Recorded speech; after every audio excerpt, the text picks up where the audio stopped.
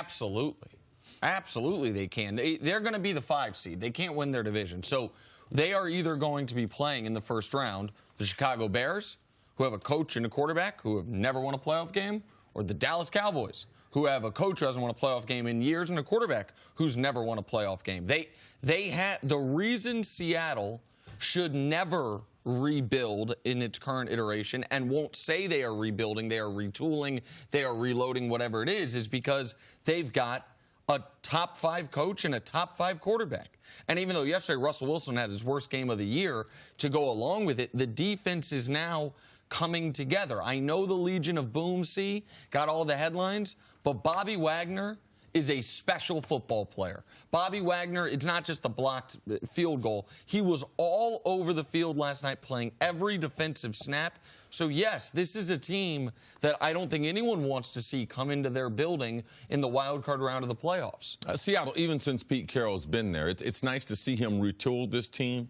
He didn't have to rebuild, and when you have a quarterback, it makes it easier to make that transition from the team they used to be to the team we saw last night on the field. But this is also, I'm not going to overreact because the Vikings are a perfect matchup for Seattle because of the speed and movement of their defense against that poor offensive line, the Vikings' inability to run the ball or even attempting running the football, the least rushing attempts since the merger. I mean, 33% of their snaps, are only rushing attempts. So I don't know how you're going to win. It's not that conventional. I don't care how much they change the rules. When you don't run the ball like that, and that crowd. That's the #1 home field advantage in the NFL since they opened that stadium. The number of illegal procedures, you cannot play sports effectively when you can't hear. There's so much communication that you have to have and your inability to be able to hear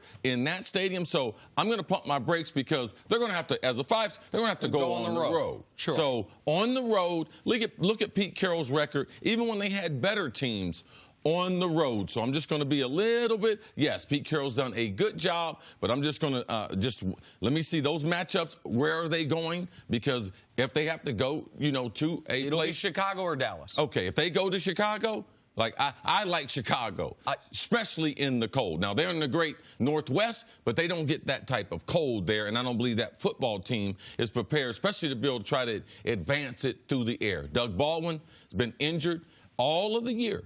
He missed a lot of training camp, started the season, missed last night's game. So I don't believe without him, they're as effective. He's a really good football player, especially seasoned playoff veteran. So I'm just going to slow down just a little bit. I just want to make my comments clear. I'm not saying Seattle now put them on Super Bowl watch, and I would not even saying I would pick them to go win that road playoff game. I am saying whoever draws them is going to be bummed about it. Whoever draws them is going to wish they got to the 3 line and got whichever team makes it out of the muck of these half-dozen teams fighting for the 6 seed. Seattle, to me, is a dangerous team, even though I agree about the home field advantage and limited, constricted offense at times. They also have the momentum, having won 4 in a row. But I want to turn our attention now to the Vikings offense.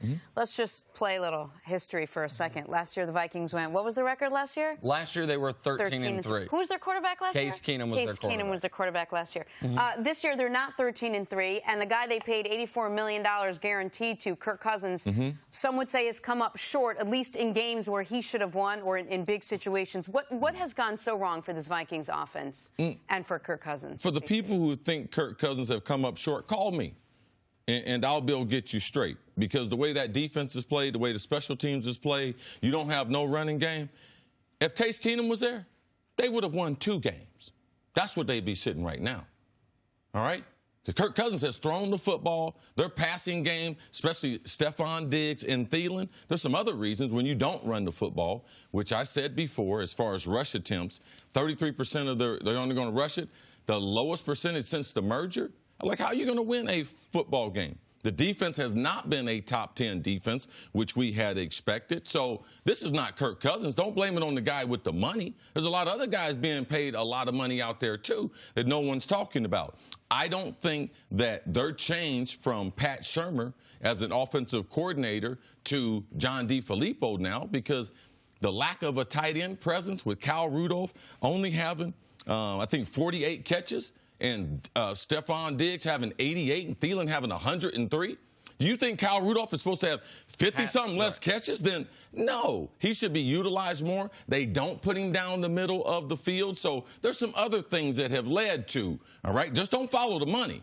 I mean, I watch every Vikings game. I watch how they attack people. And what Pat Shurmur did last year, it was amazing. Offensive line, not protecting Kirk Cousins the way they protected Case. Last year, Case at this time, 20 sacks. Right now, 32 sacks. So it's a different ball game year in and year out in the NFL. I agree with you that it's inexplicable how little they're using Dalvin Cook. I don't understand. You said they're on pace for the fewest rushes since the merger, or the lowest percentage of rushes since the merger. That doesn't make sense. You are, A, you have a good running back. B, you don't have like a superstar, unbelievable Hall of Fame prime quarterback. Like, even if you think Kirk Cousins good, it doesn't make sense that this would be the team. The other teams on this list, it's like, oh, the 2016 Lions with no running game, the 2011 Lions with Megatron and no running. Like, you have an understanding. I think the run and shoot Oilers are on there at some point. They shouldn't be in this percentages. So I do lay some at the feet of John DeFilippo. But I also think the last 2 weeks, Kirk Cousins has come up short in huge spots. You were playing a game last week against the Patriots. You score 1 touchdown. And then we saw the Patriots. Did you see that game plan? Did you see what they did? All they did was take away Thielen and Diggs. So that was his fault. Well, I think that we can spread the blame around. I understand you don't like if people just say it's all on the quarterback. Well, I know it's not on the quarterback. And when you see the way those game plans are put together, you see how effective he's been throwing the football. You've seen the type of throws that Kirk Cousins made. There's more believers in Kirk Cousins. If you watch the games and see the quality of the throws that he makes, people are like, wow, I didn't believe his arm was that strong. Wow, I didn't think he could throw that. If you watch the games and everything, Kirk Cousins, to me, has won more people over when he was in Washington. Okay. All right. Then you and I are seeing that part differently, because he leads the NFL in turnovers. And in their last 2 games with, to me, the playoffs on the line, against New England, a New England team that just got gashed by Ryan Tannehill, they scored 1 touchdown. And yesterday, they were shut out for 59 minutes of that football game. I don't think this is all on his feet. I think the lack of a running game is inexplicable, and the defense has regressed, as C was mentioning. But I don't think he's played to the level they expected this I don't think there's going to be a stat. But if you give me, I wish there was a track of the top quarterbacks. And what I'm going to do in November and December, I'm going to send them to Gillette. And then I'm going to send them up to Seattle. I wonder how many quarterbacks and what their numbers would have been going to those 2 places back to back. I don't think they'd be too much different than what Kirk Cousins has experienced the last 2 weeks. Thanks for watching. Subscribe here to get the latest from the show. Also, be sure to check out more of the best clips from First Things First, or go watch a few segments from our other shows on FS1.